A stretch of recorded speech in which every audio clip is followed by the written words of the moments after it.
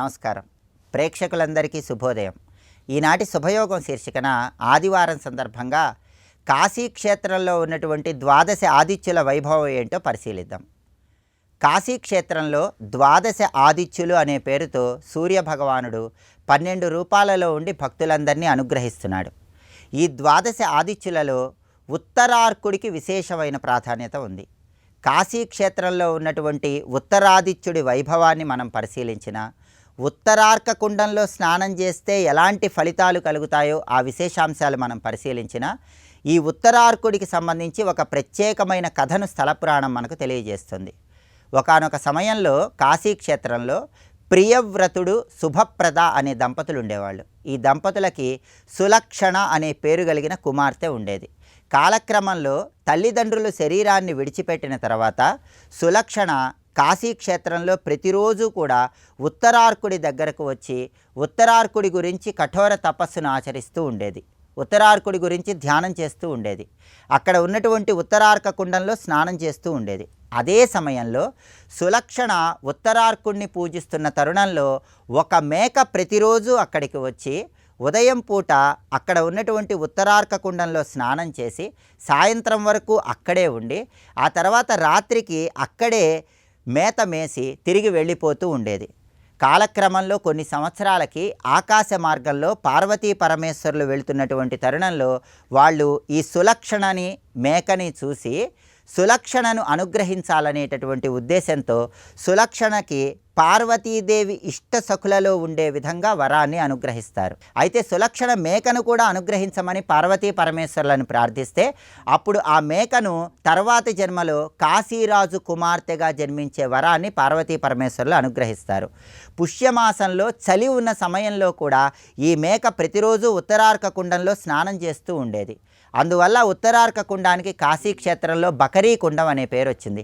ఎవరైనా సరే చలి ఎక్కువగా ఉన్నటువంటి పుష్యమాసంలో ఈ కాశీ క్షేత్రంలో ఉత్తరార్క కుండంలో స్నానం చేసినట్లయితే సమస్త పాపాలను తొలగింపజేసుకొని సంపూర్ణమైన శుభ ఫలితాలను అందిపుచ్చుకోవచ్చు. అలాగే కాశీ క్షేత్రంలో ఉన్నటువంటి ఈ ఉత్తరార్కుడికి సంబంధించి ఇంకొక కథను కూడా మనకు కాశీఖండంలో చెప్పారు.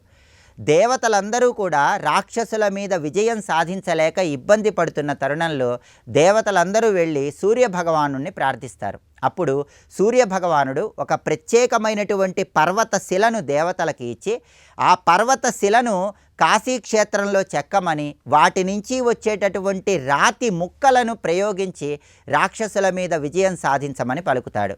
సూర్యభగవానుడు చెప్పిన విధంగానే కాశీ క్షేత్రంలో ఆ పర్వత శిలను ఉంచి ఆ పర్వత శిలను సూర్యుడి రూపంలో చెక్కుతున్నప్పుడు దాని నుంచి వచ్చినటువంటి రాతి ముక్కలను రాక్షసుల మీద ప్రయోగించి దేవతలు విజయం సాధించారని కాశీఖండం మనకు తెలియజేస్తోంది. ఈ విధంగా ఉత్తరార్క ఆవిర్భావం జరిగింది. ఉత్తరార్క అంటే అర్థం ఏంటంటే విజయం సాధించటం అని అర్థం. కాబట్టి రాక్షసులందరి మీద సూర్యుడి సలహా మేరకు దేవతలు విజయం సాధించారు. కాబట్టి ఉత్తరార్క అంటే విజయం సాధించటం అనే అర్థం ఉంది. కాబట్టి ఇక్కడ కాశీ క్షేత్రంలో సూర్యుడికి ఉత్తరార్కుడు అనే పేరు వచ్చింది. కాశీ క్షేత్రంలో ఉత్తరార్కుడిని దర్శించి ఉత్తరార్క కుండంలో ఎవరైతే చలికాలంలో స్నానం ఆచరిస్తారో వాళ్ళు భయంకరమైనటువంటి పాపాలన్నీ తొలగింపజేసుకుని సూర్యభగవానుడి సంపూర్ణమైన అనుగ్రహానికి సులభంగా పాత్రలు కావచ్చు. అలాగే కాశీ క్షేత్రంలో లోలార్కుడు అనే పేరుతో కూడా సూర్యుడు భక్తులందరినీ అనుగ్రహిస్తున్నాడు. వరుణ అసి నదుల సంగమ స్థలంలో లోలార్కుడుగా ఉన్నారు. లోలార్కుడు అంటే అర్థం ఏంటంటే వణుకుతున్న సూర్యుడు అని అర్థం. కాశీక్షేత్రంలో లోలార్క కుండంలో సూర్యుడు చెలిస్తున్నట్లుగా కనిపిస్తాడు. చెలించటము, వణకటము అనే అర్థం ఉంది. కాబట్టి కాశీక్షేత్రంలో సూర్యుడికి లోలార్క కుండంలో లోలార్కుడు అనే పేరు వచ్చింది. ఆదివారం రోజు కానీ లేదా ఎప్పుడైనా మాఘమాసంలో కానీ సప్తమి తిథిలో కానీ ఈ లోలార్క కుండంలో స్నానాన్ని ఆచరించి లోలార్కుడిని దర్శనం చేసుకుంటే సూర్యుడి సంపూర్ణమైన అనుగ్రహం కలుగుతుంది. మిగతా తీర్థాలన్నీ ఒకవైపు ఉంటే కాశీక్షేత్రంలో లోలార్క తీర్థం ఒక్కటి ప్రత్యేకతను కలిగి ఉంటుంది. లోలార్క తీర్థం అనేటటువంటిది కాశీక్షేత్రానికి ఒక శిరస్సులాగా ఉంటుందని కూడా ప్రామాణిక కాశీఖండ గ్రంథం తెలియజేస్తోంది. అలాగే సంతానపరమైన దోషాలు ఉన్నవాళ్ళు లోలార్క కుండంలోకి వెళ్ళేటప్పుడు ఒక పండు కానీ కూరగాయ కానీ తీసుకొని లోలార్క కుండంలోకి వెళ్ళి స్నానాన్ని ఆచరించి ఆ తర్వాత ఆ పండు కానీ కూరగాయ కానీ సూర్యుడి నిమిత్తం విడిచిపెట్టేస్తారు. అంటే జీవితం మొత్తం ఆ పండు కానీ కూరగాయ కానీ ఆహారంగా స్వీకరించరు. అలా చేయటం ద్వారా సంతానపరమైన దోషాలు తొలగింపజేసుకోవచ్చని కూడా కాశీఖండం మనకు తెలియజేస్తుంది. కాబట్టి కాశీ క్షేత్రంలో లోలార్కుడు ఉత్తరార్కుడిని దర్శనం చేసుకోవటం, లోలార్క కుండం ఉత్తరార్క కుండంలో స్నానం చేయటం ద్వారా సూర్యభగవానుడి సంపూర్ణమైన అనుగ్రహానికి పాత్రులై సమస్త శుభాలను సిద్ధింపజేసుకోవచ్చు. రేపటి శుభయోగం శీర్షికన సోమవారం సందర్భంగా బ్రహ్మకేశవ శివస్థుతిలో ఉన్నటువంటి అంతరార్థం ఏంటో, బ్రహ్మకేశవ శివస్థుతి చేస్తే ఎలాంటి విశేషమైన శుభ ఫలితాలు కలుగుతాయో పరిశీలిద్దాం. నమస్కారం.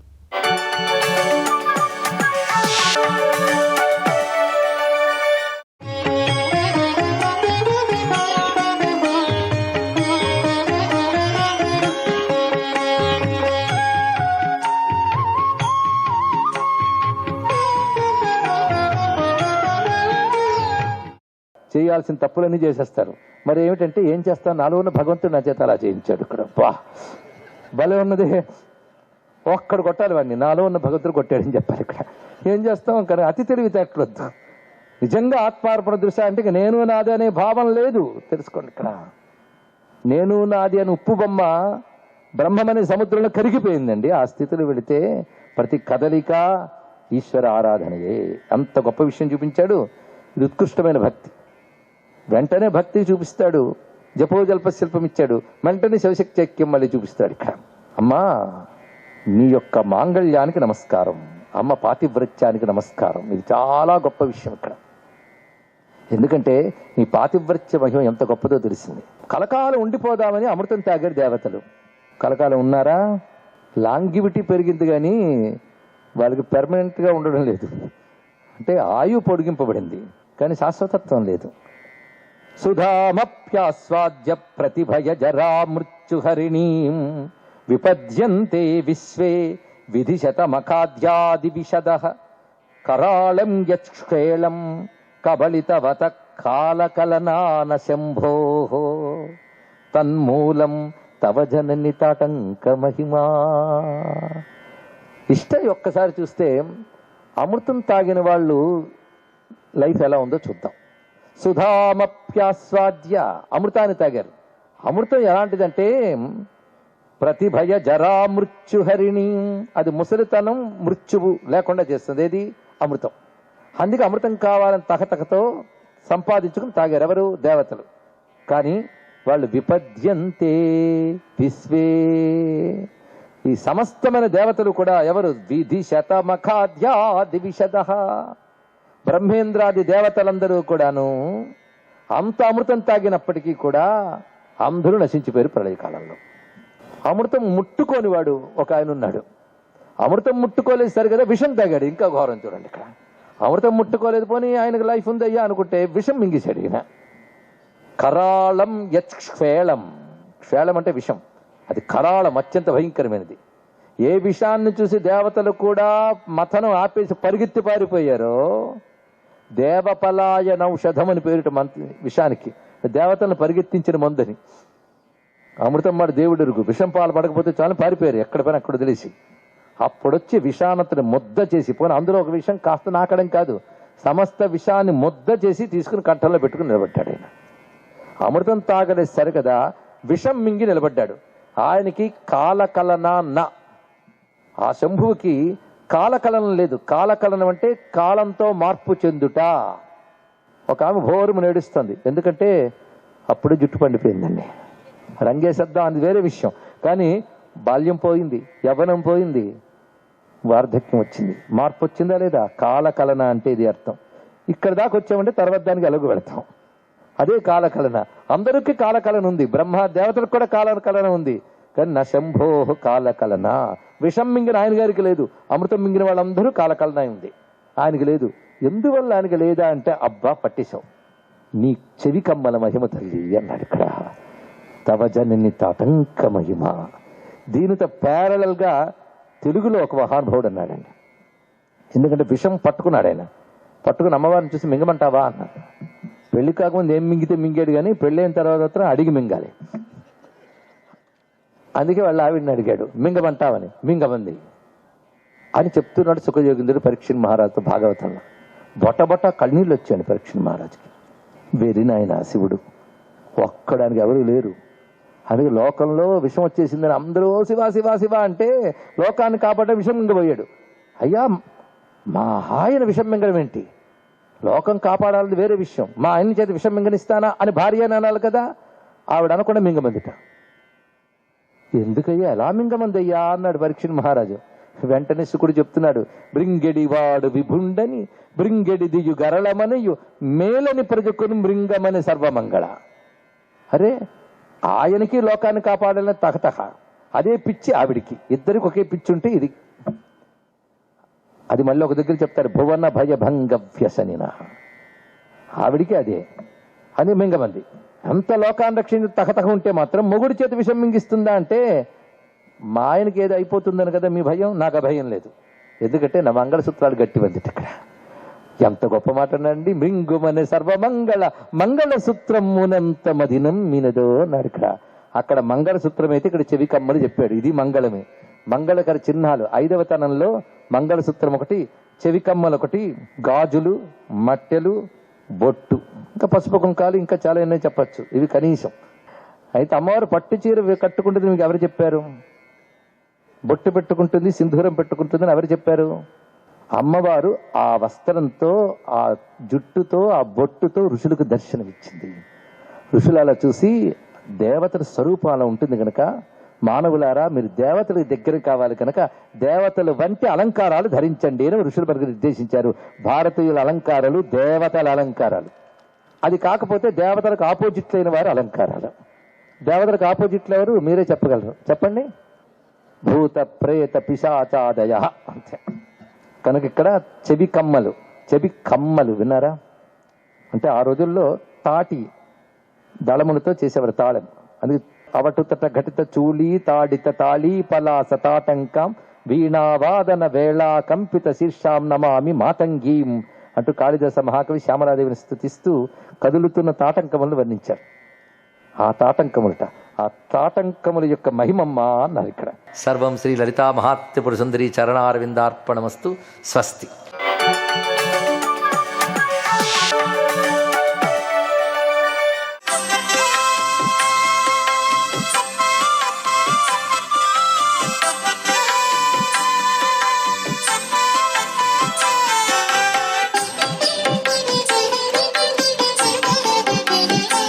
ఓం నమో నారాయణాయ. ఓం నమ శివాయ. శ్రీమాత్రే నమ. సూర్య భగవాన్ని ఆరాధన ఈరోజు తప్పనిసరిగా ప్రతి ఒక్కరూ కూడాను పాటించడం చాలా మంచిది. ఆరోగ్యం భాస్కరాదిచ్చేత్ అని కదా మనకు శాస్త్రం తెలియజేస్తోంది.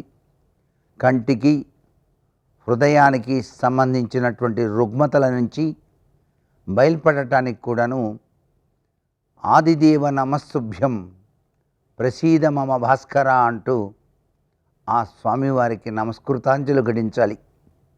అంతేకాకుండా సూర్యుడు నమస్కార ప్రియుడు అని చెప్పేసి మనకు శాస్త్రవచనం. సూర్యుడు నమస్కార ప్రియుడైతే విష్ణుమూర్తి అలంకార ప్రియుడు, అలాగే శివుడు అభిషేక ప్రియుడు అని, గణపతి చతురావృత తర్పణ ప్రియుడు అని కూడా శాస్త్రంలో చెప్పారు. కాబట్టి ఈరోజు భానువారం, అందుచేత ఆయనకి ప్రీతికరమైనటువంటి సూర్య నమస్కారం చేస్తూ గనక ఆచరించినట్లయితే యోగశాస్త్రరీత్యా మనిషి శరీరానికి ఆరోగ్యం చాలా చక్కగా వృద్ధి చెందేటట్టు చేయగల సమర్థత సూర్య భగవాని యొక్క దివ్య తేజస్సు వారికి సహజసిద్ధంగా. సూర్య భగవానికి ఆదివారం నాడు రాగి చెంబులో నీటిని తీసుకొని దానిలో ఎరుపు రంగు పుష్పంతో పాటుగా కొద్దిగా కుంకం కూడాను వేసి 2 చేతులు పైకి ఎత్తి ఓం సవిత్రే నమః అని కానీ, ఓం గృణిహి సూర్య ఆదిత్యోం అని చెప్పేసి కానీ అర్ఘ్యప్రదానం కనుక ఆచరించినట్లయితే ఆ సూర్యకిరణ ప్రభావాల నుంచి వచ్చేటువంటి అద్వితీయమైన శక్తి పుంజాలు అరచేతిలో నీటి ద్వారా శరీరంలోకి ప్రవేశించి ఆరోగ్యప్రదమైనటువంటి జీవనం మనకు ప్రసాదిస్తాడు ఆ సూర్య భగవానుడు.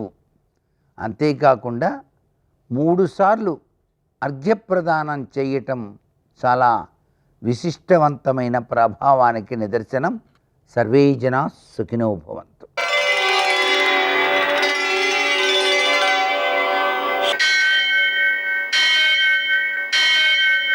సహస్రశీరుషం దేవం విశ్వాక్షం విశ్వశంభువం విశ్వం నారాయణం దేవమక్షరం పరమం పదం విశ్వతః పరమాం నిత్యం విశ్వం నారాయణగుం హరిం విశ్వమేవేదం పురుషస్తద్విశ్వముపజీవతి పతిం విశ్వస్యాత్మేశ్వరం శాశ్వతం శివమచ్యుతం నారాయణం మహాజ్ఞేయం విశ్వాత్మానం పరాయణం.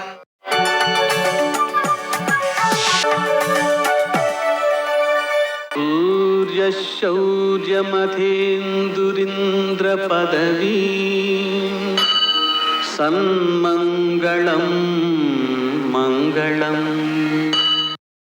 యః కర్తా జగతాం భర్తా సంహర్తా మహసాం నిధిః ప్రణమామి తమాదిత్యం బహిరంతస్తమోపహం.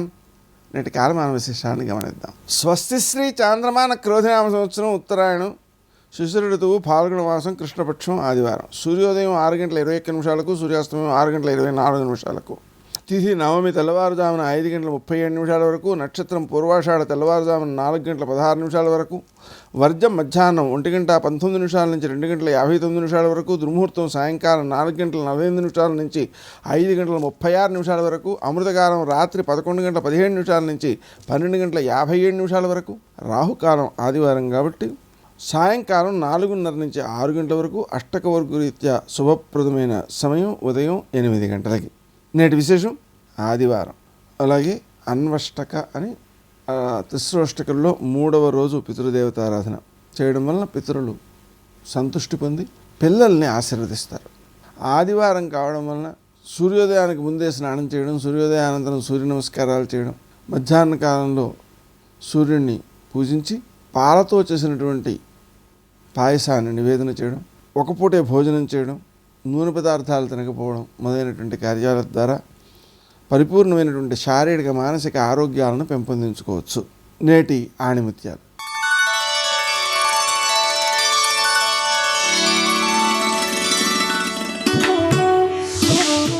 విజయానికి ఒకే ఒక్క మార్గం, మరొక్కసారి ప్రయత్నించడమే.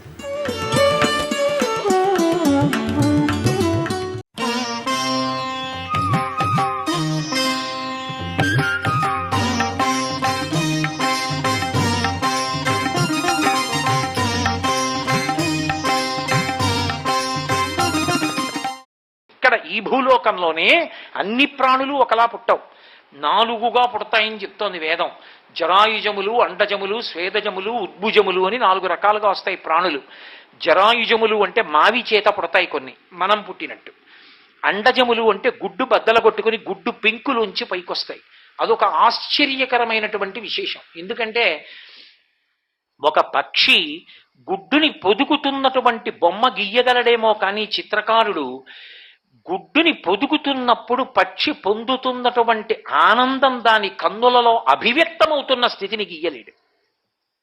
పక్షికి ఏం తెలుసు అనుకుంటాం, కానీ అది పెట్టిన గుడ్డు యొక్క పెంకు లోపల ఉన్నటువంటి పిండం అది ఇలా 2 కాళ్ళు పెట్టి మెల్లిగా కదిలి వచ్చి దాని కడుపు గుడ్డుకి తగిలేటట్టుగా గట్టిగా వాలితే గుడ్డు పెంకు పగిలిపోతుందని, గట్టిగా వాలకుండా మృదువుగా దాని పొట్ట గుడ్డుకి తగిలేటట్టుగా వంగితే పొట్ట వేడిని పెంకు గ్రహించి, పెంకు వేడిని లోపల ఉన్న పిండం గ్రహించి పొదగబడి లోపల ఉన్న పిండం పిల్లగా మారుతుంటే దానిలో ఉన్నటువంటి మాతృత్వం తన్నుకొచ్చి ఆ పక్షి ఎంత ఆనందాన్ని పొందుతుందో, నా పిల్ల తయారవుతోంది గుడ్డులోనని. అందుకని అండజములు గుడ్డులోంచి కొన్ని ప్రాణులు వస్తాయి, ఉద్భుజములు భూమిని చీల్చుకుని కొన్ని ప్రాణులు వస్తాయి. చెట్లు విత్తనం పెడితే అంకురం భూమిని చీల్చుకుని వస్తుంది. ఉద్భుజములు, అలాగే స్వేదజములు చెమటలోంచి పుడతాయి కొన్ని ప్రాణులు, పేలు మొదలైనటువంటివి. అలా 4 రకాలుగా వస్తాయి. ఒక్క భూమి మీదే మర్త్యలోకంలో, అంటే పుట్టినవన్నీ మరణించాలి, అలా మరణించే స్వభావం ఉన్న ప్రాణులు పుట్టే లోకాన్ని మర్త్యలోకం అంటారు. ఒక్క మర్త్యలోకమునందు సృష్టియే 4 రకాలుగా ఉంటుంది, ఒకలా ఉండదు. ఇక దేవతలు సంకల్పం చేస్తే ఆ సృష్టి ఒక్కలా ఉండదు, వాళ్ళు అనేక రకాలుగా సృష్టిస్తారు. పార్వతీ పరమేశ్వరులు ఒకానొకప్పుడు విఘ్నేశ్వరుడి యొక్క అవతారాన్ని సృజించాలనుకున్నారు. అవతారం అంటే అదే విఘ్నేశ్వరుడు అనేక రూపాలుగా వస్తూ ఉంటాడు. వచ్చినప్పుడు ఆవిడ కామేశ్వర ముఖాలోక కల్పిత శ్రీ గణేశ్వర, పక్కన ఉన్న మహాకామేశ్వరుడి వంక చిరునవ్వుతో ఇలా చూసింది. ఆయన ఆవిడ వంక చిరునవ్వుతో చూశాడు. ఇద్దరి చిరునవ్వుల కాంతులు కలుసుకున్నాయి. గణేశ్వరుడు పుట్టాడు. పుట్టేం చేశాడు? మహాగణేశ నిర్భిన్న విఘ్నయంత్ర ప్రహర్షిత. ఆ భండాసురుడు లలితాదేవి సైన్యంలో వేసినటువంటి మహావిఘ్న యంత్రాన్ని ఆయన తన యొక్క దంతంతో పొడిచి పాడు చేశాడు. ఆ విఘ్నయంత్రం ఉంది కాబట్టి లలితాదేవి సైన్యమే లలితాదేవికి ఎదురు తిరిగింది. ఇప్పుడు ఎప్పుడైతే విఘ్నేశ్వరుడు వెళ్ళి విఘ్నయంత్రాన్ని తన దంతంతో బద్దలగొట్టాడో, అరే ఇదేమిరా ఇంత బుద్ధి తక్కువ పని చేశాం, మనం అమ్మవారికి ఎదురు తిరిగామేమిటని వాళ్ళందరూ క్షమాపణ చెప్పి మళ్ళీ అమ్మవారి వైపుకి వెళ్ళారు. అందుకని విఘ్నేశ్వరుడు అమ్మవారికి ఉపకారం చేసి ఆ మహాగణేశ యంత్రాన్ని బద్దలు కొట్టేస్తే అమ్మవారు సంతోషించింది. ఒకప్పుడు చిరునవ్వుల కలయికలోంచి వచ్చారు. ఈ సృష్టి ఎలా వస్తుంది అని అడిగారు. పరమేశ్వరుడు ఈ సృష్టి చూపులతో చేస్తాడు, కేవలం ఆయన అనుగ్రహంతో చూస్తాడు. అందుకే కామాక్షి కామేశ్వరుడు. కామేశ్వర అంటే సృష్టి జరగాలన్న కోరికతో చూస్తాడు, అంతే ఈ సృష్టి జరుగుతుంది. అందుకే పోతన గారు భాగవత రచన ప్రారంభం చేస్తూ ఆయన ఒక మాట అంటారు, నేను ఎవరిని స్తోత్రం చేస్తున్నాను అన్నదాని గురించి చెప్తూ, శ్రీకైవల్య పదంబు చేరుటకునై చింతించదన్ లోకరక్షైకారంభకు భక్తపాలన కళా సంరంభకున్ దానవోద్రేక స్తంభకు కేళిలోల విలస దృగ్జాల సంభూత నానా కంజాత భవాండ కుంభకు మహానందాంగనా డింబకున్ అంటారు. కేళిలోల విలస దృగ్జాల సంభూత నానా కంజాత భవాండ కుంభకు, కేవలము తన చూపుల చేత ఈ సమస్త బ్రహ్మాండములను సృష్టించినటువంటి ఆ శ్రీమన్నారాయణుడు ఎవరున్నాడో ఆయన యొక్క కథలు చెప్పడానికి నేను ఈ భాగవతాన్ని ఆంధ్రీకరిస్తున్నాను. దానివల్ల కైవల్యం కోరుతున్నాను తప్ప నేను ఏ బిరుదులు కోరుకోలేదు అంటారు. ఇమ్మనుజేశ్వరాధములకిచ్చి పురంబులు వాహనమ్ములున్ సొమ్ములు కొన్ని పుచ్చుకుని సొక్కి శరీరము వాసి కాలుచే సమ్మెట మాటలంబడక సమ్మతి శ్రీహరికిచ్చి చెప్పే ఈ బమ్మెరపోతరాజొకడు భాగవతంబు జగద్ధితంబు కన్నని చెప్పుకున్నారు. అంతటి మహానుభావుడు ఆయన. ఈ చూపులతో బ్రహ్మాండములను సృష్టించాడు పరమాత్మ అంటారు. వక్త్రలక్ష్మీ పరీవాహ చలన్మీ నాభలోచన అంటుంది లలితా సహస్రం. మీనాక్షి, విశాలాక్షి, కామాక్షి అని 3 అక్షిశక్తులు. ఆవిడ కన్నుల యొక్క చూపుల చేత పోషిస్తుంది. దృశాద్రాఘీయస్యాదరదలిత నీలోత్పలరుచ దవీయంసం దీనం స్నపయ కృపయా మమపి శివే అనీనాయం ధన్యో భవతి నచితే హానిరియత వనేవా హర్మ్యేవా సమకర నిపాతో హిమకరః అంటారు శంకర భగవత్పాదులు సౌందర్యలహరిలో. గోవిందుడిగా కృష్ణ భగవానుడు గోవర్ధనోద్ధరణం చేసినప్పుడు కేవలం తన చూపుల చేత పోషించాడు. బాలుండాడుచునాత పత్రమని సంభావించి పూగుత్తి కింగేలం దాల్చిన లీలలే నగవుతో కృష్ణుండు తానం మహాశైలం మున్వలకేల దాల్చి విపుల ఛత్రమ్ముగా పట్టే తద్భీల భృత్యతు దుశ్శిలాచకిత గోపీ గోప గోపంక్తికిన్ అంటారు. ఓ పిల్లవాడు ఆడుకుంటూ ఆడుకుంటూ అలా వెళ్ళిపోతూ ఓ పువ్వు చేత్తో కోసి పైకెత్తి పట్టుకుని పరిగెత్తినంత హేళగా గోవర్ధనోద్ధరణం చేసి ఇలా ఎత్తి పట్టుకుని 7 రాత్రులు 7 పగళ్ళు తన చూపుల చేత పోషించాడు అందరినీ. పైగా నమ్మక వెళ్ళిపోయిన వాళ్ళని పిలిచాడు. బాలుండి ఇతడు కొండ దొడ్డదని మహాభారంబు సైరింపగా జాలండోజని దీని కింద నిలువన్ శంకింపగా బోలది శైలాంబోనిది జంతు సంయుత ధరా చక్రంబు పైపడ్డ నాకేలల్లాడదు బంధులారనిలుడి మోదం అమోఘం ముగమ్మని మీరందరూ కూడా వచ్చి కొండ కింద నించోండని తానే పిలిచాడు మహానుభావుడు. కాబట్టి చూపుల చేత పోషిస్తుంది భగవత్తత్వం, చూపుల చేత సృష్టి చేస్తుంది. అలా చూపుల చేత సృష్టి చెయ్యగలిగినటువంటి అద్భుతమైనటువంటి స్థితి కలిగిన పరమాత్మ ఎందుకు సృష్టి చెయ్యలేడు? ఆయన హేళగా తన సంకల్పం చేత సృష్టి చేస్తాడు. సర్వం శ్రీ ఉమామహేశ్వర పరబ్రహ్మార్పణమస్తు. స్వస్తి.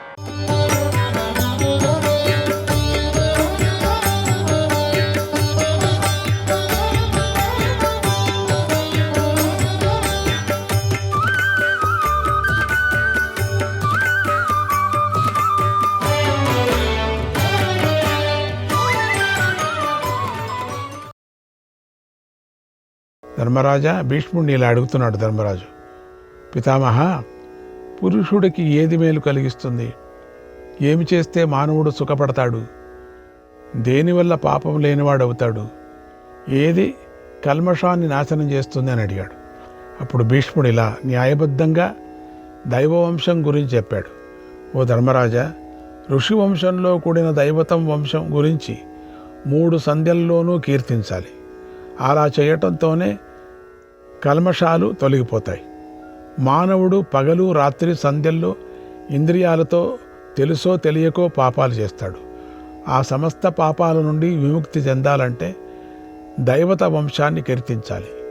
అప్పుడే అతడు విముక్తిని పొందుతాడు, పవిత్రుడవుతాడు. అతడు గుడ్డివాడు, చెవిటివాడు కాడు, సమస్త శుభాలను పొందుతాడు. అటువంటి వాడు మరుసటి జన్మలో ఇక పశువుగా పుట్టడు, నరకానికి పోడు, సంకర జాతిలో జన్మించడు. అతడి దుఃఖం ఉండదు, మరణకాలంలో కలవరపాటు కలగదు. బ్రహ్మదేవుడు, దేవదానవ గురువు, సమస్త ప్రాణులకు పూజ్యుడు, నమస్కరించదగినవాడు, అందరికీ ప్రాణమైనవాడు, అయోనిజుడు, జగత్పాలకుడు. ఆయన భార్య సావిత్రి, వేద సరష్ట ప్రభువు, విష్ణువైన నారాయణుడు, పార్వతీపతి అయిన త్రిలోచనుడు, సేనాపతి అయినటువంటి కుమారస్వామి, అగ్ని, వాయువు, చంద్రుడు, వెలుగునిచ్చే సూర్యుడు, సచీపతి అయిన ఇంద్రదేవుడు మొదలైన దేవతలందరూ నన్ను రక్షించాలి.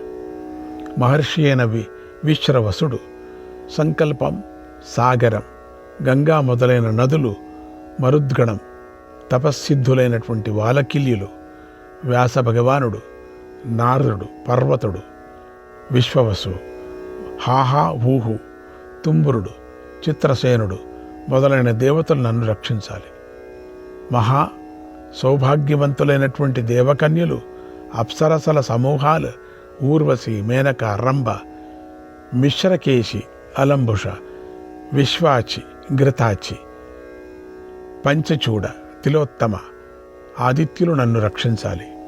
వసువులు, రుద్రులు, అశ్వినులు, పితృదేవతలు, ధర్మం, శాస్త్రజ్ఞానం, తపస్సు, దీక్ష, వ్యవసాయం, పితామహుడు, రాత్రులు, పగళ్ళు, మరీచి, కుమారుడైన కశ్యపుడు, శుక్రుడు, బృహస్పతి, కుజుడు, బుధుడు, రాహువు, శనైశ్వరుడు మొదలైన దేవతలు నన్ను రక్షించాలి. నక్షత్రాలు, ఋతువులు, మాసాలు, పక్షాలు, సంవత్సరాలు, వినతాసుతుడైన గరుడు, సముద్రులు, కద్రు సంతతి అయినటువంటి ఉరగలు, నదీమతలులైనటువంటి శతద్రు, విపాశ, చంద్రభాగ, సరస్వతి, సింధు, దేవిక, ప్రభాసం, పుష్కరం, గంగ, మహానది, వేణి, కావేరి మొదలైన నదులు నన్ను రక్షించాలి. అద్రిజ, దృషద్వతి, చక్షు, మందాకిని, ప్రయాగ పవిత్రమైనటువంటి విశ్వేశ్వరుడు నివసిస్తున్నటువంటి స్వచ్ఛమైన నీరు కలదైన కురుక్షేత్ర పుణ్యతీర్థం, ఉత్తమ సముద్రం, ఉత్తమమైనటువంటి సముద్రము, తపస్సు, దానము, జంబూ మార్గము, హిరణ్వతి, వితస్త, ప్లక్షవతీ నది, వేదస్మృతి అయినటువంటి వేదవతి, మాలవ, అశ్వవతి పవిత్రమైన భూభాగాలు, గంగాద్వారం మొదలైనవి నన్ను రక్షించుగాక.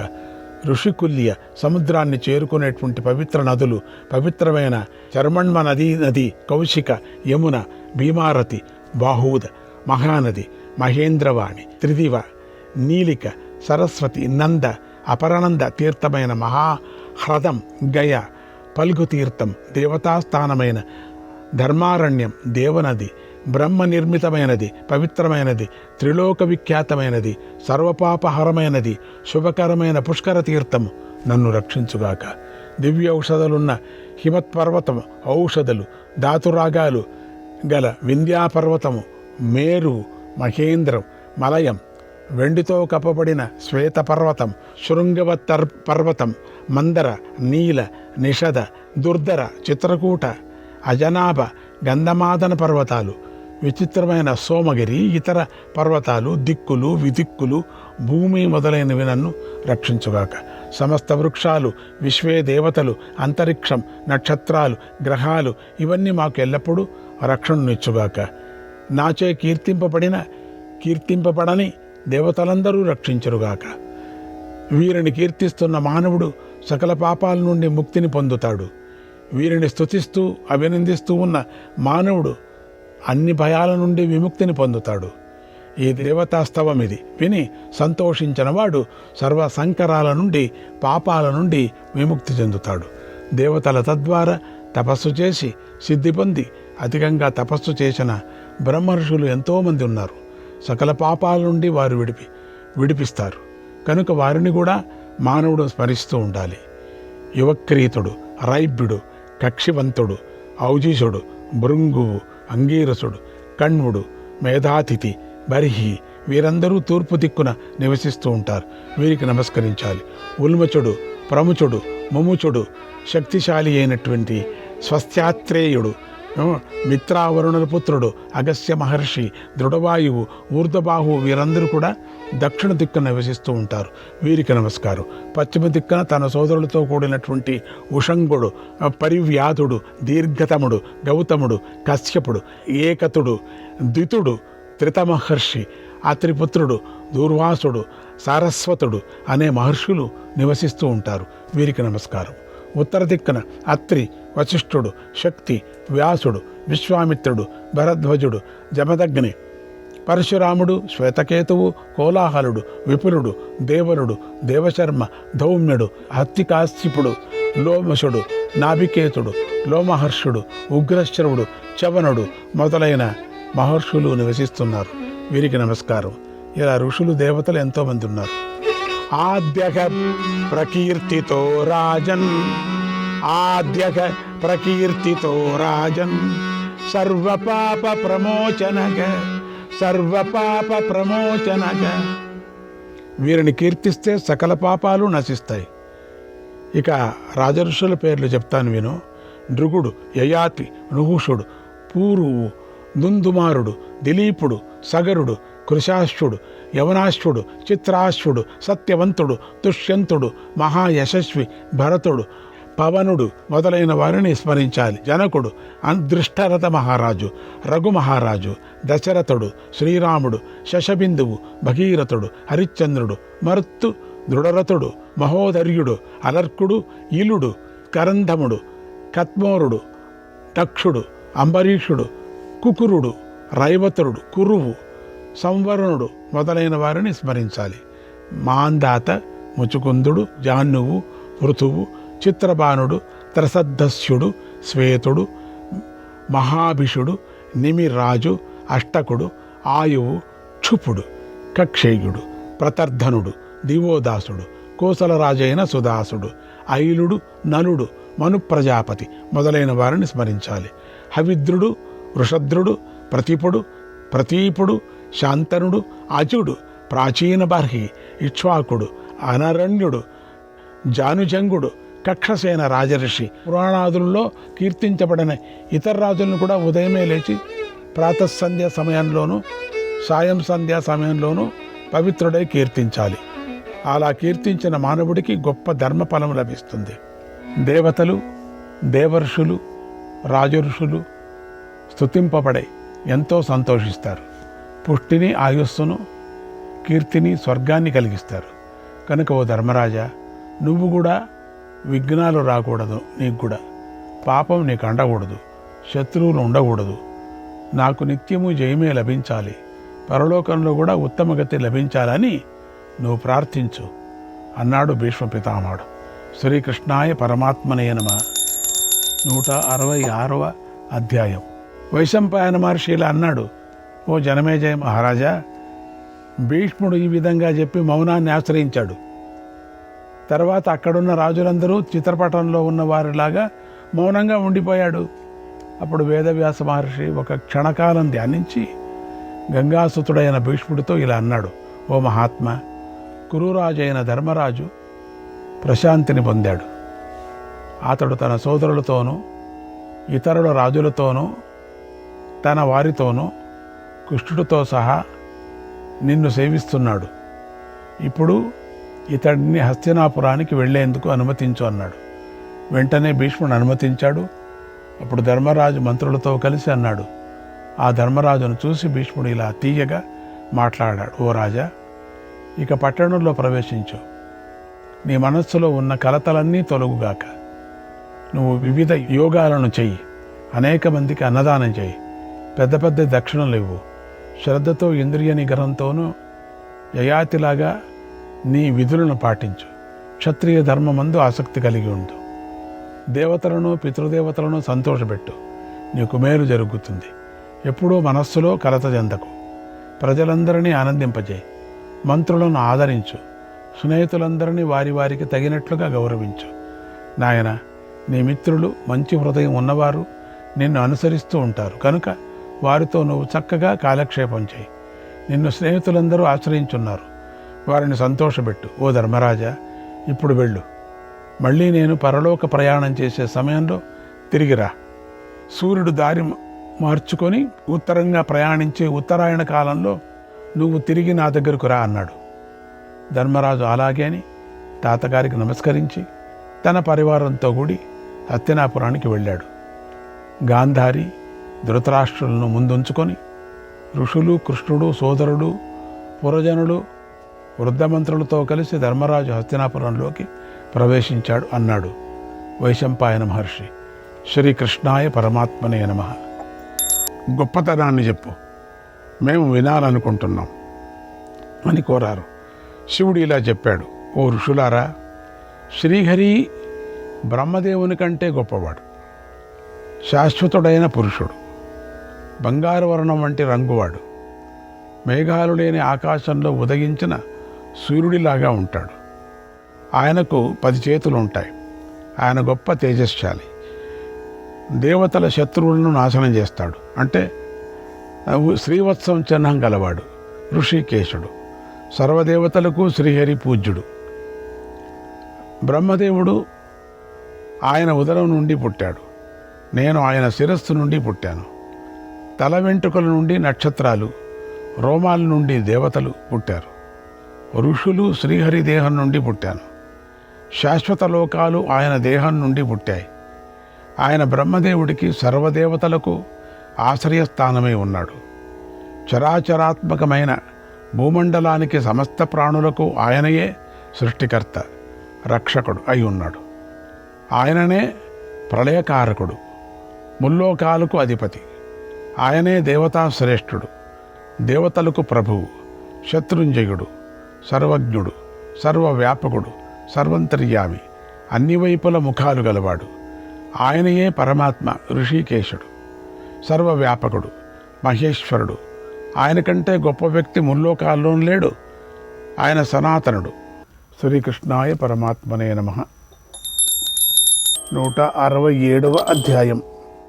వైశంపాయన మహర్షి ఇలా చెప్తున్నాడు, మహారాజా, ధర్మరాజు హస్తినాపురం చేరుకున్న తర్వాత పురప్రజలను అందరినీ తగిన విధంగా గౌరవించి వారి ఇళ్లకు పంపించాడు.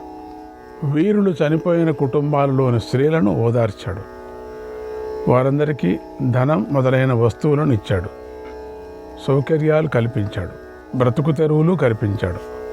తర్వాత ధర్మరాజు రాజుగా పట్టాభిషేకం చేసుకున్నాడు. మంత్రులందరినీ ఆయా పనుల్లో నియమించాడు. తర్వాత గుణవంతులైన విప్రులకు, వేదవేత్తలకు సత్కారాలు చేసి వారి యొక్క ఆశీస్సులను కూడా పొందాడు.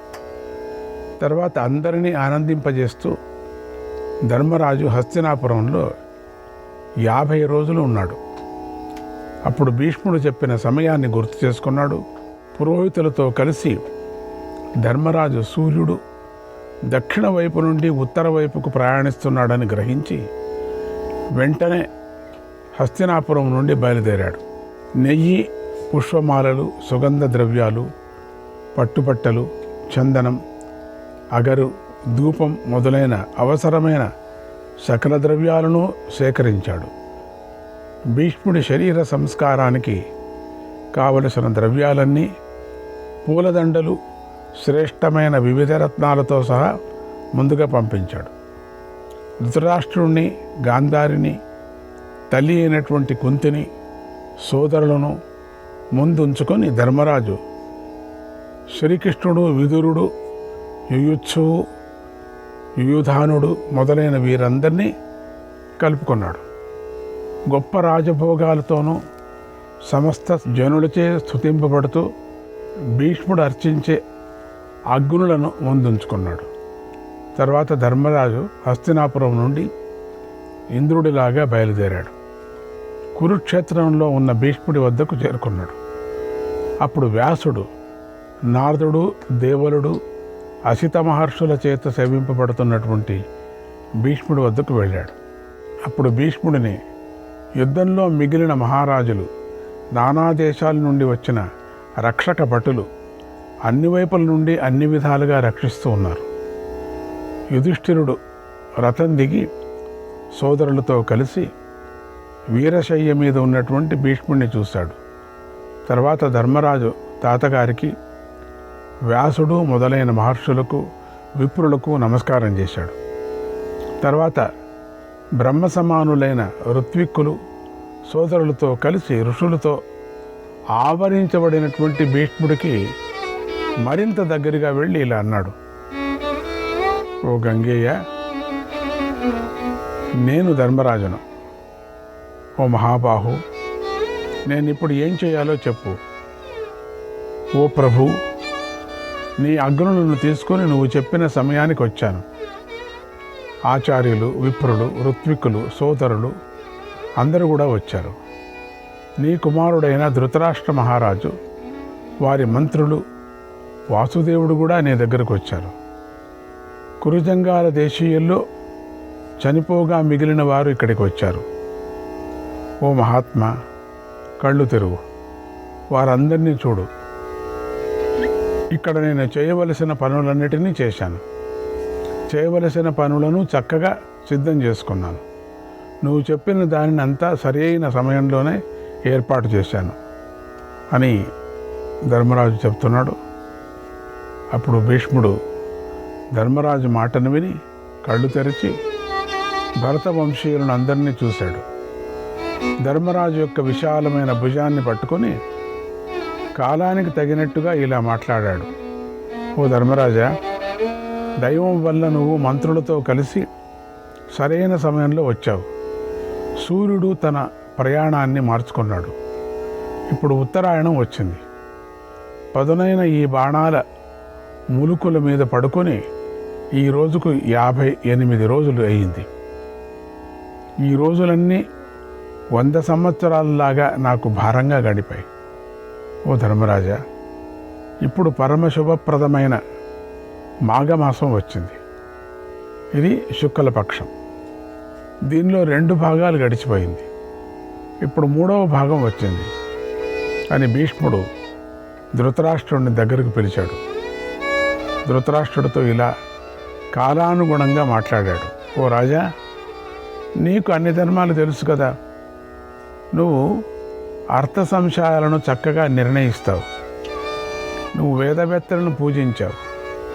సమస్త వేద శాస్త్రాలను, ధర్మాలను, 4 వేదాలను, సమస్త విషయాలను చక్కగా తెలుసుకున్నావు, నేర్చుకున్నావు, గ్రహించావు. కనుక నువ్వు శోకించకు. అలా జరగవలసి ఉంది కనుక అంతా జరిగింది. పైగా నువ్వు వ్యాసుడు నుండి దేవరహస్యాన్ని విన్నావు. నీకు ఈ పాండు కుమారులే ధర్మానుసారంగా నీ కుమారులవుతారు. వీరు పెద్దలను సేవిస్తారు. కనుక నువ్వు ధర్మ మార్గంలో ఉండి వీరినందరినీ రక్షించు. ధర్మరాజు నిర్మలమైన అంతఃకరణం గలవాడు. నీ ఆజ్ఞను పాటిస్తాడు. ఇతడు దయ కలవాడు. పెద్దల పట్ల గౌరవం ఉన్నవాడు. నాకు అంతా తెలుసు. నీ కుమారులు క్రోధ లోభాలకు లొంగిపోయారు. దుర్మార్గులు, ఈర్ష్య కలవారు, ఎన్నో చెడు పనులు చేశారు. కనుక ఇక వారి గురించి శోకించుకో అన్నాడు. తర్వాత భీష్ముడు మహానుభావుడైన కృష్ణుడితో ఇలా అన్నాడు: శ్రీకృష్ణాయ పరమాత్మనే నమః.